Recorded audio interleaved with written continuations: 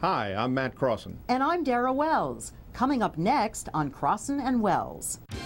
Senate Democrats in Albany celebrated this week. They agreed upon reforms in the way they'll do business. Problem is, their reforms did not even do what the Democrats themselves called for when they were in the minority. Eliot Spitzer is on the cover of Newsweek. In fact, he's everywhere in the media in a fast attempt at a comeback. Is it too fast? Or will the public so quickly forgive and forget? All this and more next on Crosson and Wells. Welcome to the program. Joining us to discuss our first issue, Senate reform in Albany, is Bruce Blakeman, Senior Fellow in the Homeland Security Department at Long Island University. Rick Brand, a reporter for Newsday, and joining us from our studio in New York City is Dr. Gerald Benjamin, Associate Vice President for Regional Engagement at SUNY New Paltz. Gentlemen, welcome all. Thank you. Dr. Benjamin, Jerry, let me start with you. I recall that, and if I ask you to think back almost 35 years, after Watergate, the freshman class elected to Congress in 1974, when they came in to Congress in January 1975, enacted dramatic reforms. And by the mid-1970s, because of those reforms, individual members of Congress actually mattered. The leadership didn't have absolute total control over everything that happened in Congress. And Congress has been a much more responsive institution as a result for 35 years. Albany, however, 35 years later, has enacted almost none of those reforms. Were the reforms proposed this week by the Senate Democrats in Albany, do they get us anywhere closer to where Congress has been for the last 35 years? Well, I think the first thing to understand is the context. The reform of legislatures is cyclical. So you start with centralized power in leadership, decentralized power in committees, further decentralized into a conference or to the members, and then the disabilities of each form tend to arise, and people, when they get discontent, try to make changes. So no set of arrangements is a perfect balance between being effective and being democratic. There's always some issue. Having said that, I think that Senate reform is important. They've allocated resources to a greater degree to minority members. They have done away with absentee voting. They have made the committees smaller, which I think is important and necessary so that members can attend and vote. There's less of an excuse for not attending. They're not sufficient, but they're important, and they're committed to a greater degree of transparency, which leads to accountability, and that is seen throughout the state government. The leadership has become convinced that there has to be more accountability and visibility. So we've taken some steps, and their first steps, the fundamental pathologies in Albany remain to be addressed, but these are significant and should be applauded in my judgment. I wish I believed that. Rick, I'm going to start with your newspaper, Newsday, which said we have the appearance of progress when in fact we don't. The Daily News was even stronger, saying Senate Majority Leader Smith is playing the public for a pack of fools. Only in Albany would it count as revolutionary that committee members have to be present to vote, that panels should hold hearings on major legislation, and basic information be posted on the internet. Your reaction to that?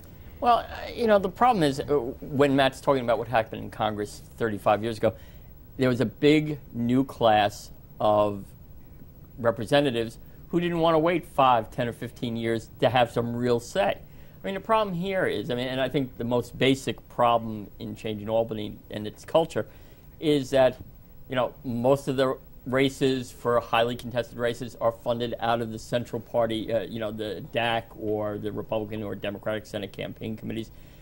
And the leaders have such control over, what office you get, whether you're next to the boiler room, what kind of, really, but these things matter to the guys whose careers are on the make. And women. And forgive me. And I think that's the problem. To get some real change is either you have to have a calamity that forces change or a new group of people coming in at once to kind of push for it, or public sentiment, which I think is generated a little bit by what happened with some of the newspaper I would say articles. more than a little bit. But I'm not sure how much. It's interesting, but how much real public for. I mean, Bruce is, you know, I think I tend to agree with Rick just said. It will take a calamity, a political calamity of some sort to really change the culture. But given what Albany has gone through, and certainly in recent days and over the course of time, it's hard to imagine what that calamity might be. Oh, absolutely. Well, you have the budget and the MTA bailout, and you know, the list goes on. It would be very... There are two fundamental things that are required. One, apportioning districts fairly, and second, financing campaigns fairly. Now, I've been a great advocate for that, and most people who are critics of the system agree with that.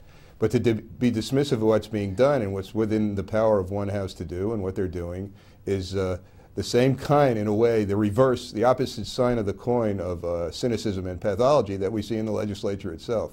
Oh. Well, we should, I think, understand that we should push for a constitutional convention to restructure this system.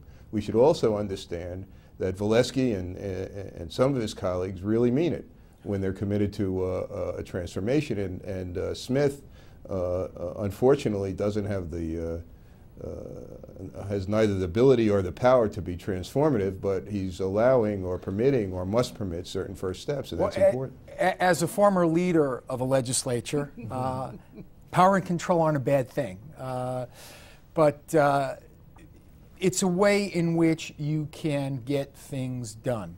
However, these are baby steps that are being taken by the Senate.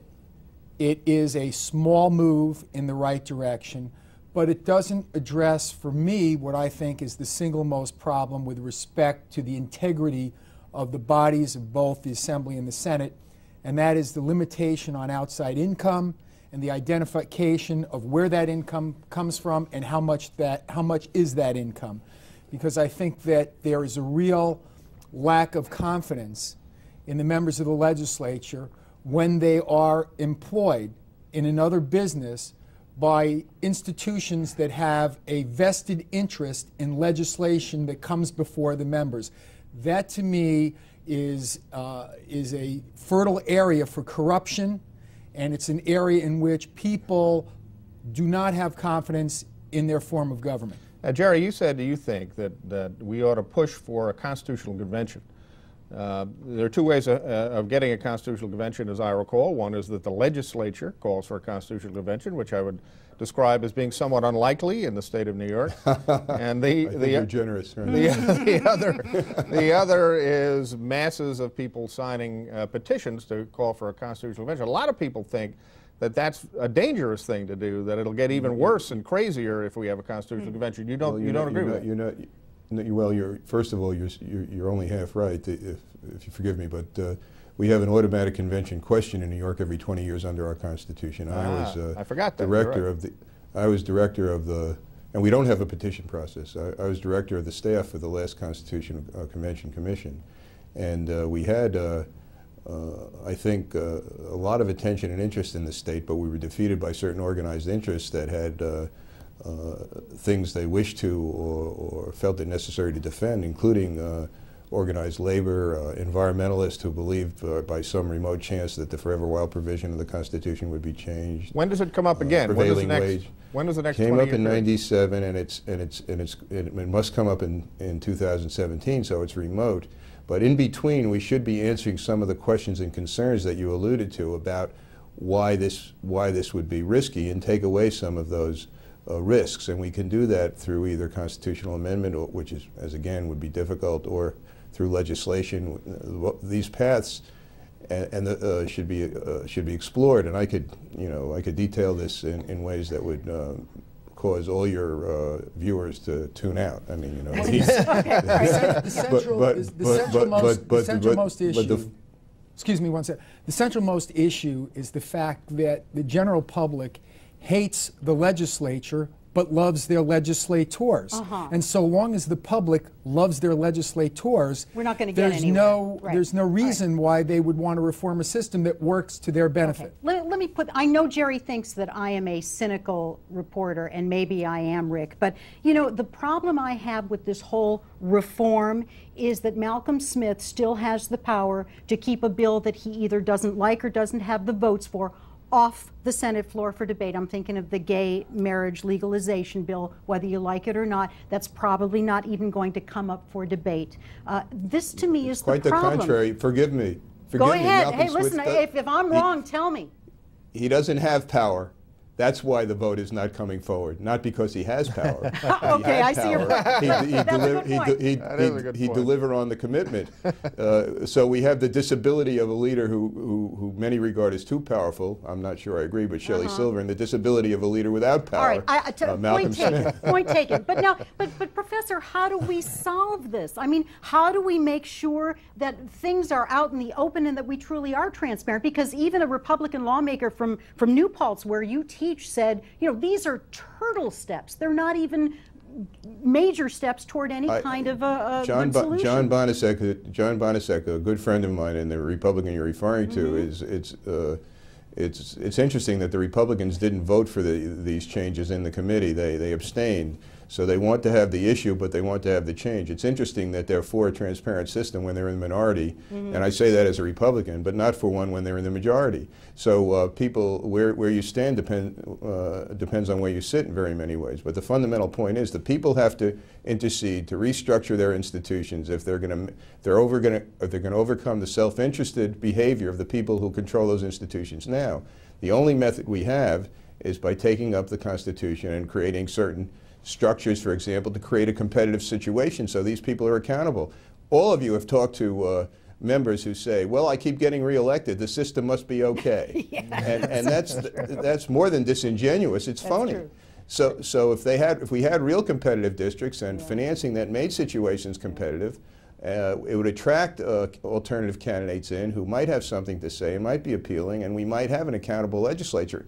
It's interesting that even in states that are socioculturally like ours, New Jersey, which is not a paragon of distinction in its public life, there is a turnover in its legislature to a far greater extent than in New York. Than ours. You know what, we're going to have to leave it there, but before you go, Professor, I just want to applaud you for your daughter Elizabeth Benjamin, who's a wonderful writer for the Daily News. I enjoy her features and articles very much. My greatest achievement in life is that I've come to be referred to as her father rather than as me. Oh, no, not on this show. Never, never, never. But thank you for joining us on Crosson and Wells. In my view, that's my great achievement.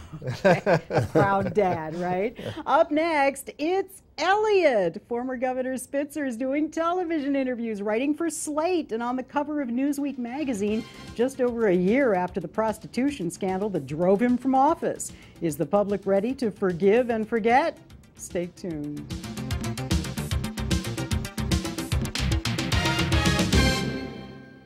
Psychiatrist. Joining us now is Fred Dicker. He's state editor of the New York Post. Hi, Fred from Albany. Hi, and greetings from Albany, of course. Listen, I want to start with a little story. Over the summer, my husband and I were walking on Manhattan's East Side, and we see this attractive couple coming toward us, and they are obviously into each other and having a great time. It is Elliot and Silda Spitzer. And I'm thinking, this is right after the scandal. If she can forgive him, why can't we? Well, I mean, sure, on a personal level, no reason not to forgive him. I think on a political level, though, which I tend to think about, it's unlikely that New York voters, certainly in the near term, will forgive him because he betrayed his office, his trust, and he's lucky he didn't wind up getting criminally charged. Ooh. You know, Rick, let me ask you, the dynamic that's going on here is interesting. Usually, when a politician has been disgraced in certainly the level and in the manner that Elliot Spitzer was, a lot more time goes by before they reemerge, sort of poke their nose at the door and start going around. I find it very unusual that people seem to be accepting him so quickly, only a year after this, roughly a year after this whole scandal took place. Well, I think part of it may be, I think the first little cracks that you saw, I mean, he was talking about AIG after AIG fell down, which he had clearly he chased when he was Attorney General. That he has some expertise. Right. So I think that was a foray, and then that worked relatively well, and he got good reviews, you know, so. 2 words. What's that? David Patterson. What do you mean? Well, Elliot looks real good next to David Patterson right now. You know that's true. His poll numbers are actually higher than the current governors. Of course, whose aren't? But let me say this about Elliot Spitzer, and I had an opportunity, I think it was 2 weeks ago, to read a number of essays that were in Newsweek magazine about the economy, about our capitalist system, and they were by some very prominent people. And Eliot was given an opportunity to contribute. And I would say this, that his essay was probably the best essay and the best explanation of how we got into this economic crisis. And also, I thought the best essay on how we could get ourselves out of this economic crisis. So I think he has something to contribute to the public debate. I don't believe that he will ever be a viable candidate for an important elected office. If he's trying to rehabilitate himself to do that, I think he's making a big mistake. But what he can do is he can rehabilitate his reputation by engaging in a public discourse and giving the benefit of his knowledge, his expertise, and his opinions, and be part of the great debate on the great issues that affect society. That he can do. Americans love a redemption story. Oh, absolutely. They love a comeback. And they will take him back with open arms, but not as an elected official for a lot of the reasons that Fred said. Fred, let me ask you this question. The title of the Newsweek article, and Spitzer is on the cover of Newsweek, the title of the article is, "How Could I?" And that's a question posed by Eliot Spitzer rhetorically during the course of the interview, but he doesn't answer the question. Do you think he owes the public an explanation? Does he owe an answer to that question, how could I? Well, I don't think he owes anything. You know, he is what he is. He's a self-centered, wealthy, privileged, very bright guy who in that essay does say that somehow adrenaline had something to do. I thought it maybe had more to do with testosterone rather than adrenaline, but he mentions adrenaline. I don't think there's any sense that he owes anybody anything. Because of his wealth, because of his intelligence, I think people are fascinated with him. There's no question he's a very articulate guy, good writer. Who knows if he wrote that essay himself or hired somebody else to do it for him. Wow, whoa, whoa. Hey, listen, you know what? I just want to ask this of Fred and actually of you, Rick. You guys have good sources in Albany. I have been reading that he is actually trying to make a run, perhaps, for Attorney General again. Do you know, Rick, anything about that? I don't. I mean, if anybody knows, it would be Fred. I cover politics down here. I think part of the problem with Spitzer electorally is that he was such, had a high horse for himself, saying everybody else is a bad guy. I'm the white hat. The Sheriff of Wall Street. It's hard I think it's hard, since he set himself up in that way, to get any sort of traction in an electoral way. All right, so let me ask this of Fred. Fred, do you hear anything about a possible run for Attorney General? I can't imagine him trying to be governor again, but do you hear anything? Let me tell you, I read about it on page 6 of the Post, so there must be something to it. It must be true, right? That said, I can tell you that no Democratic politician wants to run on a ticket with him. And I think he'd have virtually no chance of getting the party's nomination and would lose a primary if he tried to do it. So I don't think he's going to try. You can't go home again as a top law enforcement guy when you've almost been arrested and charged with crimes yourself. But I wouldn't doubt if down the road he might try in some form to get a high-level appointed job in Washington, or maybe in 10 years or so, when it really has faded, run for office again. Well, what do you think this is about? I mean, that's why is he is a very concerted effort to go public. Yeah, is it about redemption? Is it about forgiveness? Is it about becoming a player again? Is it about somehow relieving pressure on his family? And narcissism, which is a principal motivator for many politicians. They love the limelight. Look at Mayor Bloomberg with all his money and all the things he could do in the world. What does he want to do? Change the city charter, which he did, and then run for a third term. Once they get a taste of what this kind of attention, notoriety, acclaim is, it's sort of like a crack to an addict. It's very difficult to give up. You know, Gail Collins in the Times, the columnist, wrote, at least he's not trying to be on this I'm a celebrity, get me out of here reality show on NBC. Maybe they haven't invited him to go on. Not yet. Not yet. Not yet. Bruce, you know Eliot and Silda Spitzer. Have you spoken to him? Do you know how he's doing? Do you know what he's doing and why he's doing? Well, I don't have any inside information as to whether he's running for elected office or what he's doing, but it's easy to understand. He's basically trying to reinvent himself, and the only way you can credibly reinvent yourself after what he has been through is through redemption, contrition, apologizing, indicating that you did something wrong, and then moving on and adding something to society and trying to build upon that foundation. If he can do that, he can rehabilitate himself. I don't think for public office, because this is politics is a business of making friends, and he never had the ability to make a lot of friends in his own party or the other party or any party for that matter. So I don't think that, I agree, I don't think that there's anybody that wants to run with Elliott, but he can elevate himself to be an important person in the public debate because in spite of the things that Fred said, he's still a very bright guy and he's a very articulate guy and he does have a good grasp on public policy. Fred did say that. Are you in touch with him personally?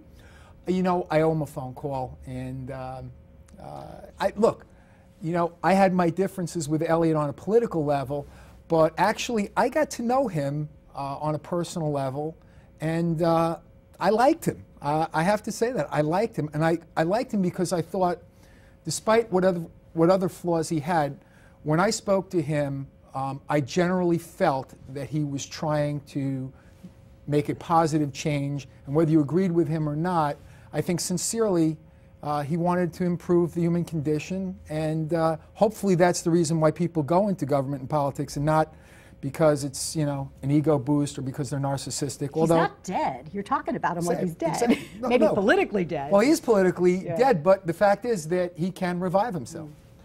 Let me ask you, Rick, do you think that Spitzer is being contrite enough?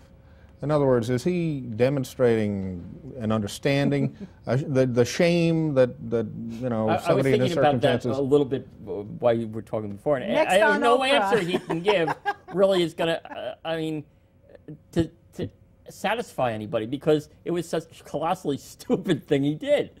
I mean, how do you explain that you needed to go to Washington, D.C. and be with a hooker? I mean, we had a beautiful wife, but what I'm saying, even if he disclosed, to spin it in a way that he himself probably makes it feel acceptable, is probably going to fall short in most people's estimation. So I think he's probably smarter in not trying to get into too much detail, because I think it's like quicksand for him. Because the more you reveal, the more you're going to open up more questions. Yeah. Fred, real quickly, I've heard a lot of people say in the last month that almost the worst thing that Spitzer did to the state of New York, but as a result of this scandal, was David Patterson. No.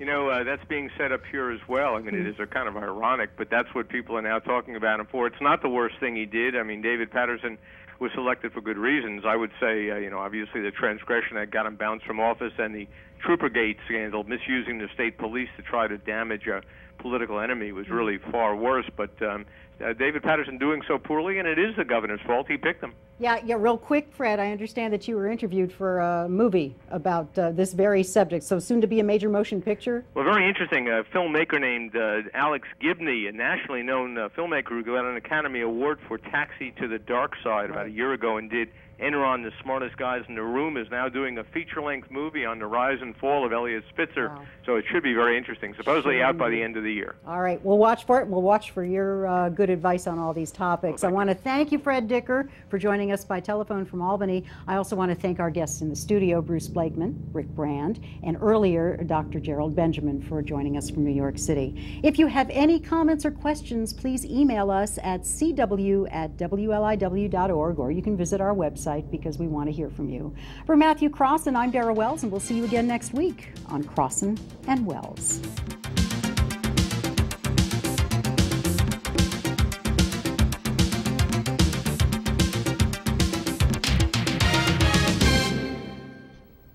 New York has a history of being first. That's why it's called the Empire State. Today, New York's firsts are fast becoming what is undermining the state. First in people leaving a state over the last 10 years, poorest economic outlook among all states, highest state and local tax burden, highest individual income tax per capita, highest corporate tax rate in the nation. And those firsts were all accomplished before Governor Patterson and the legislature increased spending by $10 billion and effectively increased taxes by $9 billion earlier this month. Now comes an indication that we've only seen the beginning. This week, a report by the staff of the Senate Select Committee on Budget and Tax Reform, chaired by Senator Liz Krueger of Manhattan, came to light. The report proposes that New York State's highest tax rate be permanently increased to 10.3%, which would make it just a whisker below the nation's leader, California. The combined state and New York City tax rate would be almost 14%. The justification? Upper income people don't pay enough. They need to put more into the pot, even though the report admits that in the 10 years ending in 2007, the taxes paid by the top 1% of taxpayers rose from about $5 billion to over $14 billion. It's obvious that New York will need a lot more revenue to pay for its increased spending when the federal stimulus funds run out. Now it's becoming apparent where that revenue will come from. The tax increases imposed on this state 3 weeks ago are the precursor of what is to come. At this pace, New York will not only be first among all states in taxing its people, it will begin to lap the field.